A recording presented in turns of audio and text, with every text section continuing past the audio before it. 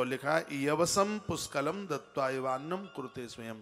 मैं निवेदन करना चाहूँगा, जो गौवंश को जौ खिलाता है, गंगा जी में स्नान करते समय मछलियों के लिए, वहाँ जल जंतुओं को रहने के लिए गंगा जी में जो जौ बो करके आता है, अगला जन्म उसका संभ्रांत होता है, बहुत धनवान घर में, धार्मिक घर में जन्म उससे मिलता है।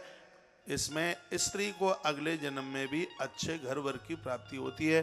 गौ माता को जौ खिलाने का और स्नान के तत्पश्चात गौ माता और गंगा जी के पूजन में गंगा जी में जौ डालने की इतनी बड़ी महिमा। शायद आपने कभी सुना हो, लोग कहते हैं भैया वो तो इतना भाग्यशाली है, लगता है कि गंगा जी में जौ बो के आया है। इसका वर्णन हरिवंश पुराण में है। इस श्लोक में गंगा जी में जौ बो करके, यानी गंगा जी में जौ बोकर और गौ माता को जौ खिला करके इस मृत्यु लोक में स्त्री पुरुष सब कुछ प्राप्त कर लेते हैं।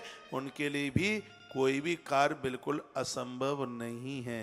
बोलो भक्तवत्सल भगवान की जय हो। जौ की इतनी बड़ी महिमा है, हस्तरेखा विशेषज्ञ भी कहते हैं कि जौ का निशान यदि किसी के हाथ में हो तो जाए फिरे बनखंड में तो लक्ष्मी संग। अंगूठे में यदि जौ का निशान बना हो तो भैया संपदा और प्रतिष्ठा कभी उसका संग नहीं छोड़ सकते। जौ के प्रति बहुत श्रद्धा रखिए। देवराज इंद्र ही जौ के रूप में प्रकट हुए हैं, इसलिए जौ का एक दूसरा नाम है, इसको इंद्र जौ के नाम से भी इसको जाना जाता है। अन्न के रूप में ये देवता ही तो आकर के प्रकट होते हैं। यज्ञ पूरा नहीं होता जौ के बिना। जौ के द्वारा दुश्मन पराजित हो जाते हैं। हवन सामग्री में जौ इसलिए डाली जाती है क्योंकि दुश्मन पराजित हो जाएं।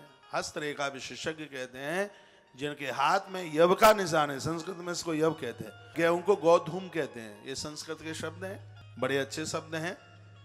तो गौधूम के भी दान की बड़ी महिमा है, गेहूं के दान की। तो मैं ये जौ की बात इसमें लिखी गई है। जिनको संतान नहीं है ऐसे जन गौ व्रत में गौ माता को जौ खिलाएं।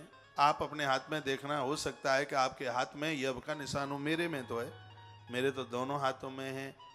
एक हाथ तो स्त्री का दाहिना हाथ पूर्व का होता है पहले जन्म का स्त्री का, और पुरुष का बायां हाथ पहले जन्म का होता है। कई तो लोग ये कहते हैं एक हाथ पत्नी का है और एक हाथ पति का है, ऐसा बोलते हैं।